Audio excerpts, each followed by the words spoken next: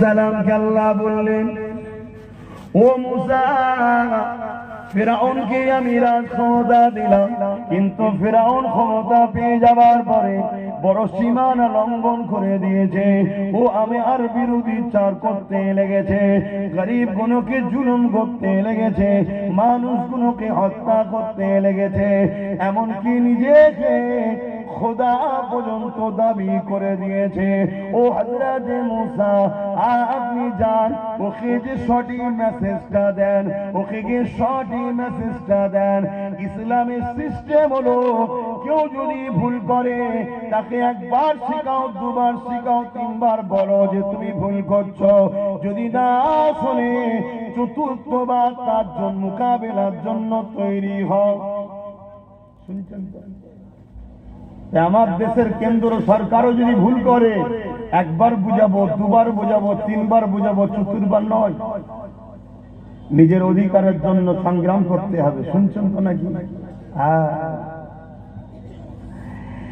হযরত মুসা আলাইহিস সালাম আল্লাহ রাব্বুল আলামিন যখন হুকুম করে দিলেন, তিনি দেখতে লেগেছেন ফিরাউনের কাছে রাজ ক্ষমতা রয়েছে, ফিরাউনের কাছে অর্থ পাওয়ার আছে, ফিরাউনের কাছে ম্যান পাওয়ার আছে, ফিরাউনের কাছে রাজ ক্ষমতা আছে, ফিরাউনের কাছে অস্ত্র পাওয়ার আছে। আমি মুসা, আমার ভাই হারুন ছাড়া আমার পাশে কেউ নেই। এই জায়গাতে ফিরাউনের মোকাবেলা আমি মুসা কেমন করে যাব? তাই মুসা আলাইহিস সালাম আল্লাহ পাকের কাছে কি দোয়া চেয়েছিলেন শোনে। ও রব্বি আল্লাহ, আপনি আমার সিনাতে সিনার পাওয়ার দিয়ে ভরিয়ে দেন। এ থেকে কি বুঝলেন? যে যে কোনো জালিমের মোকাবেলা করতে গেলে কোন পাওয়ার লাগবে? জোরে বলো। অত্যাচারী যত বড় শক্তিশালী হোক, কামিয়াবি হতে গেলে কোন পাওয়ার লাগবে? সিনার পাওয়ার। আল্লাহর কাছে বলে, আল্লাহ আপনি আমার সিনাতে পাওয়ার দেন, আমার পিছনে লোক দেন, অস্ত্র দেন, এসব নয়, সিনাই পাওয়ার দেন। হযরত মুসা আলাইহিস সালাম চলে গেলেন, ফিরাউনের কাছে গিয়ে দাওয়াত দিচ্ছে, নায়ের মেসেজ দিচ্ছে। ফিরাউন রেগে লাল, মুসা নবীকে অনেক ক্ষতি করার চেষ্টা করছে, কোনো দিক দিয়ে পারেনি। বলুন সুবহানাল্লাহ। আমি সংক্ষেপ করে বলছি। এমন সময় ফিরাউন ঠিক করলো, মুসা নবীকে জাদুকর দিয়ে ধ্বংস করে দেবো, ক্ষতি করব জাদুকর দিয়ে। আর জাদুর সাহারা যারা নেয় তারা জালিম হয়। তারা কি হয়? জালিম হয়। তো ফিরাউন 70,000 জাদুকরকে দাওয়াত দিয়েছে, রাজ দরবারে খাওয়া দাওয়া হয়েছে। মুসা নবীর মোকাবেলায় লাগবে 70,000 জাদুকর। 70,000 জাদুকর একটা করে রশি নিয়ে এসেছিল, দড়ি ছেড়ে দিয়েছে, সব সাপ হয়ে গেছে। মুসা নবীর হাতে লাঠি ছিল। আল্লাহ বলল, মুসা তোমার আশা লাঠিটা ছেড়ে দাও। মুসা নবী যেই ছাড়লেন, বিশাল বড় একটা অজগর সাপ হয়ে গেল। জোরে বলুন সুবহানাল্লাহ।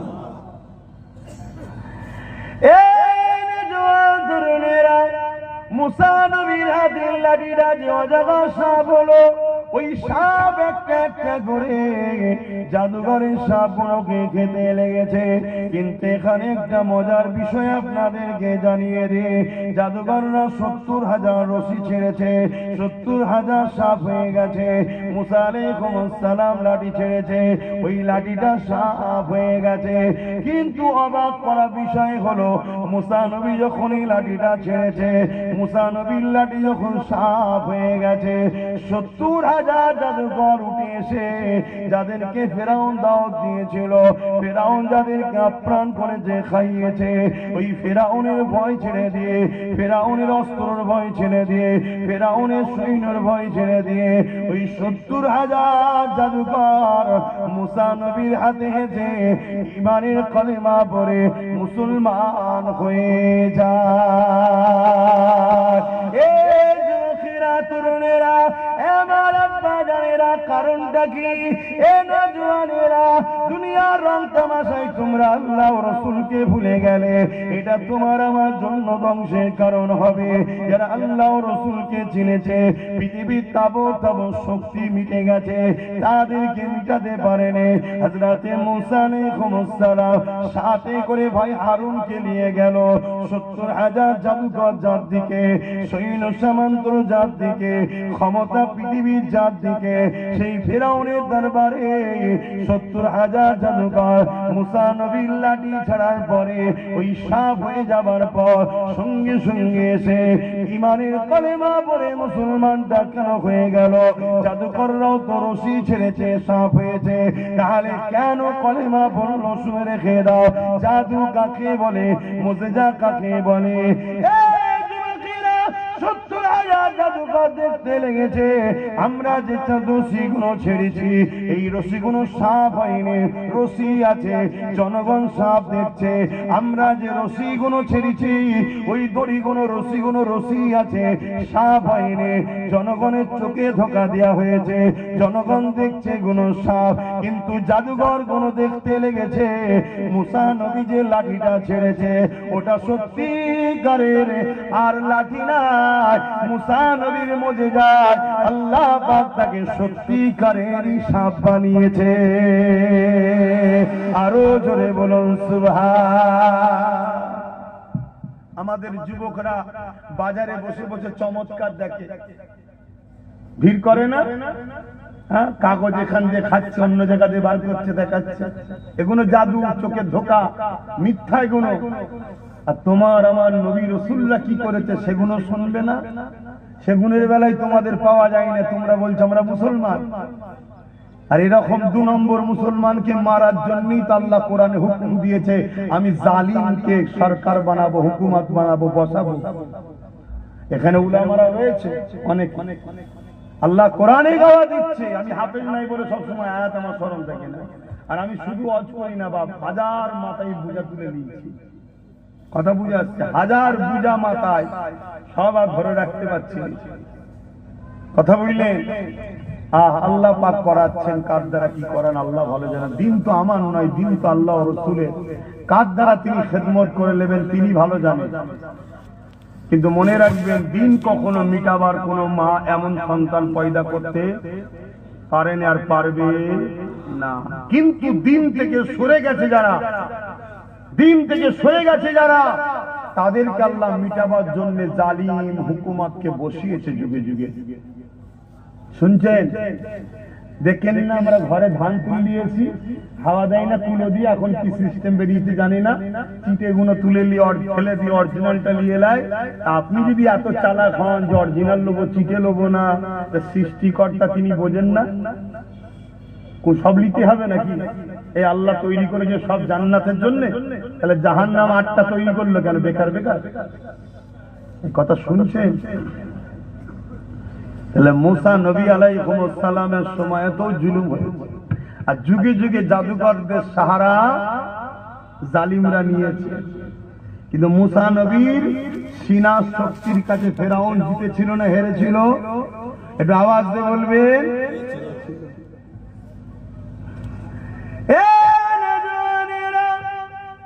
আল্লাহ নবী নবী দয়া নবীর দিকে আগিয়ে এসি, আহারে আমার নবীর উপর বারবার জুলুম অত্যাচার করেছে আবু জেহেল। আল্লাহ নবীর উপরে কত জুলুম করেছে। এ নবীর উম্মতেরা, আজকে আমরা দাড়ি টুপি মসজিদ মাদ্রাসা সহজে পেয়ে গেলাম, তাই ইসলামের উপরে আমাদের গুরুত্ব নাই, এই মসজিদ গুলোর উপরে আমাদের গুরুত্ব নাই। মসজিদ গুলো যুবকরা যাও না বলেই তো আজকে মসজিদ গুলোর উপরে জুলুম অত্যাচার হতে লেগেছে।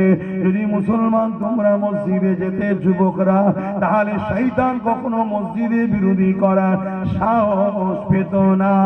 এ যুবকেরা, তরুণেরা, আল্লাহ নবী নবী দয়া নবী যখন দুনিয়া জমিনে আসলে ইনসাফের কথা বলতে লাগলে, ইনসানিয়তের কথা বলতে লাগলে, মানবতার কথা বলতে লাগলে, গরিবের কথা বলতে লাগলে, এখানে আরো একটা বলে দিই, আমাদের মধ্যে অনেকে ধারণা এসে গেছে ইসলাম মানে নামাজ, রোজা, দাড়ি, টুপি, এগুলো।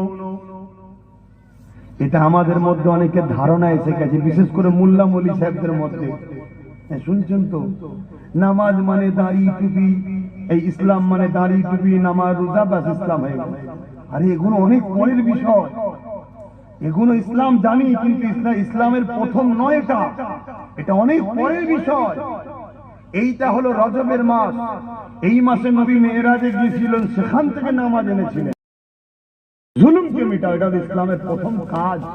আর বাকি যেটা আল্লাহ রসুল, ওটা হলো চাকরি। চাকরি পাওয়ার পরে প্রথম কাজ হলো কি? জুলুমকে মিটাও, অন্যায় মিটাও। আমার নবীর দরবারে এক ইহুদি ধর্মগুরু, ইহুদি আলেম এসেছে, এসে আমার নবীকে বলছেন, বলো তো ইসলামের সব থেকে ভালো কাজ কি? আল্লাহ নবী বললেন, খোদার তোকে খানা খাওয়ানো। জোরে বলুন সুবহানাল্লাহ, আরো জোরে বলবেন না? কিন্তু আমাদের ঘরে বলেছিলাম না, দুটো ইসলাম, নকল ইসলাম ধরিয়ে দেওয়া হচ্ছে।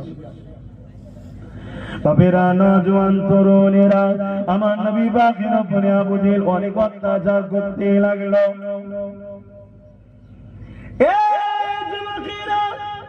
কেন আবু জেহেল অত্যাচার করেছিল? আল্লাহ নবী ইনসাফের কথা বলে। আবু জেহেল তো মানুষকে লুটে রাখে, আল্লাহ নবী মানুষের হকের কথা বলে। আবু জেহেল তো মানুষকে লুটে রাখে, আল্লাহ নবী তো মুসলিমের পাশে দাঁড়ায়।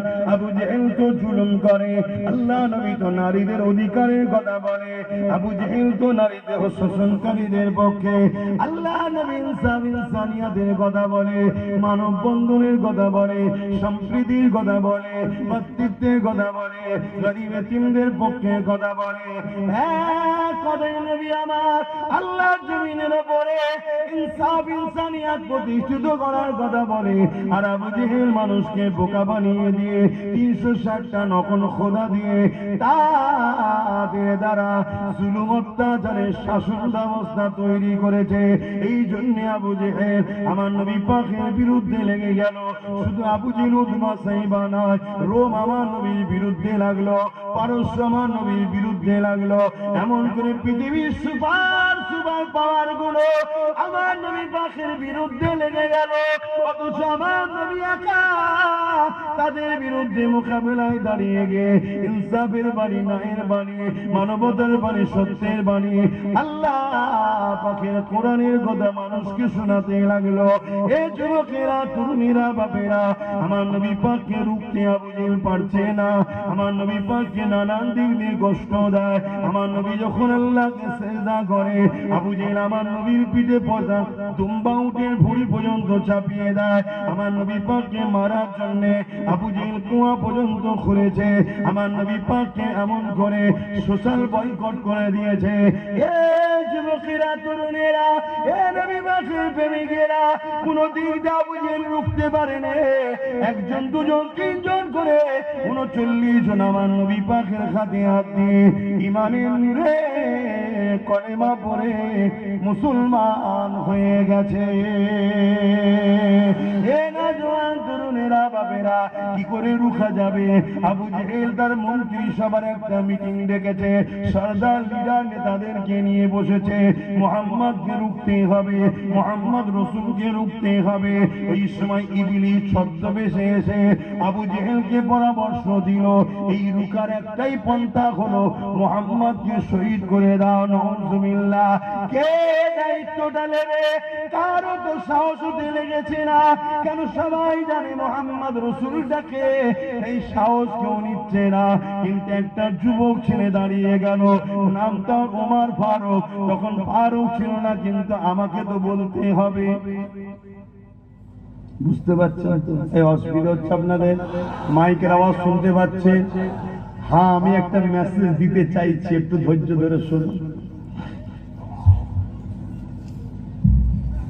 হযরত ওমর ফারুক, তখন হযরতও ছিল না, ফারুকও ছিল না, কিন্তু আমাকে তো বলতে হবে। তখন শুধু ওমর ছিল, কিন্তু আমি ওইভাবে নাম বলতে পারবো না। কেন? ওনার জুতোর ধুলো আমার চোখে সুরমা হলো, আমি ধন্য হব। জোরে বলুন সুবহানাল্লাহ। উনি এত শানওয়ালা হয়ে গেছে।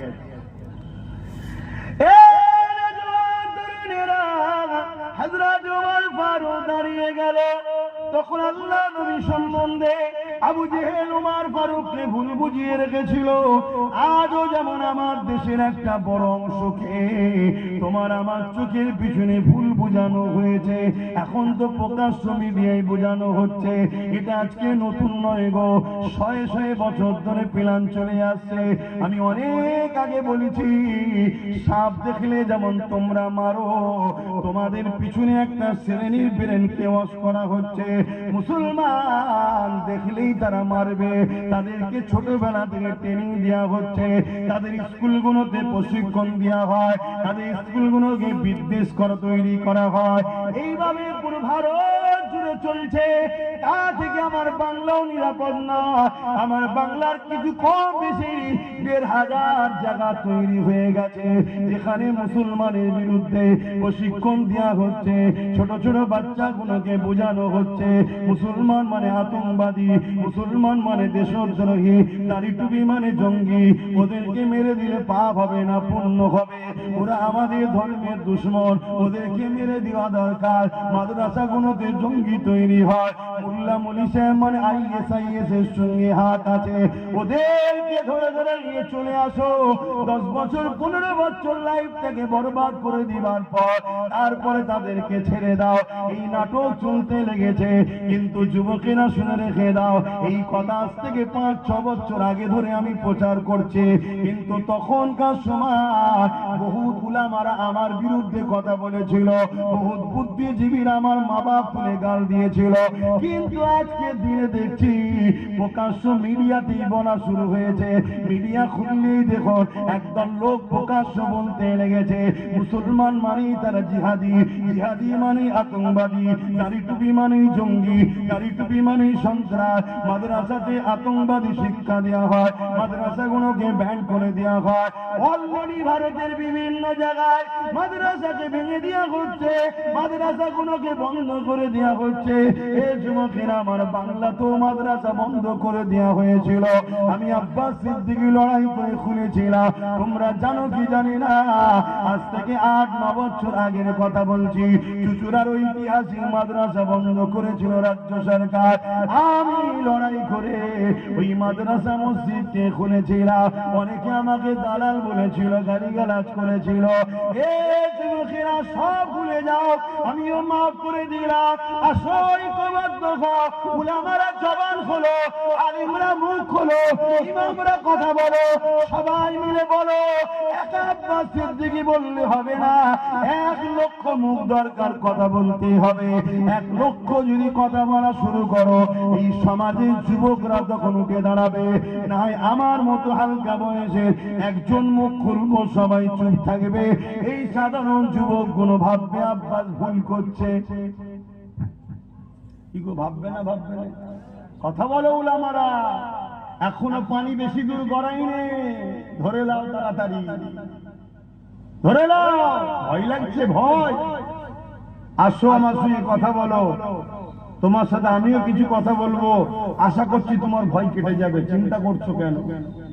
আসো, মুখ খোলো, না এই যুব সমাজ ধ্বংস হয়ে যাবে, ইসলামের উপরে আঘাত আসবে। আল্লাহ তোমাকে আমাকে ছাড়বে না। হ্যাঁ, ছাড়বে না।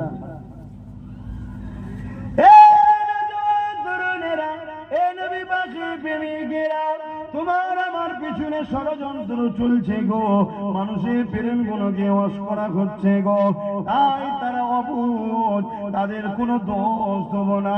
তাদেরকে ছোটবেলা থেকে প্রশিক্ষণ দিয়ে তৈরি করা হয়েছে। যেমন তুমি আমি তৈরি করেছি, বাবারা পুকুরের কাছে যাবি না বাবা, ডুবে যাবি। বাবারা সুদ খাবি না বাবা, হারাম খাবি না বাবা। বাবারা গরিবের মেরে খাবি না, গরিবকে লুটবি না। বাবারা মানুষকে সম্মান করবি, বড়দের সম্মান করবে, ছোটদেরকে স্নেহ করবি। যেমন তুমি আমি শিখাই, নবী শিখিয়েছে। হিন্দু হোক, দলিত হোক, আদিবাসী, সাঁওতাল হোক, যেই হোক, কেউ বিপদে পড়লে তার পাশে দাঁড়াবি, দেশকে ভালোবাসবি। খবরদার কারো মাল ঝেড়ে খাবি না। এগুলো তুমি এমন যেমন শিখায়। অপর দিকে তোমার আমার পিছনে একটা বিশাল অংশ অংশকে শেখানো হচ্ছে মুসলমানকে মেরে দিতে হবে, এদের বাঁচার অধিকার নাই, এরা দেশের দুশ্মন গাদ্দার, এরা সন্ত্রাসবাদী জঙ্গিবাদ। ছোটবেলা থেকে তোমার আমার বাচ্চা যেমন সাপের গায়ে হাত দিতে যায় না কেন কামড়ে নেবে শিখিয়েছি, পুকুরে যায় না কেন ডুবে যেতে পারে শিখিয়েছি, বড়দেরকে সম্মান করে যেমন শিখিয়েছি, যেমন তোমার আমার দুশ্মনরা তাদের বাচ্চাদেরকে শিখিয়েছে তোমাকে আমাকে মারার জন্য। এই বিভিন্ন জায়গায় মুসলমানকে ধরে বিশেষ একটা স্লোগান দিয়ে পিটিয়ে পিটিয়ে খুন করা হচ্ছে না হয়নি?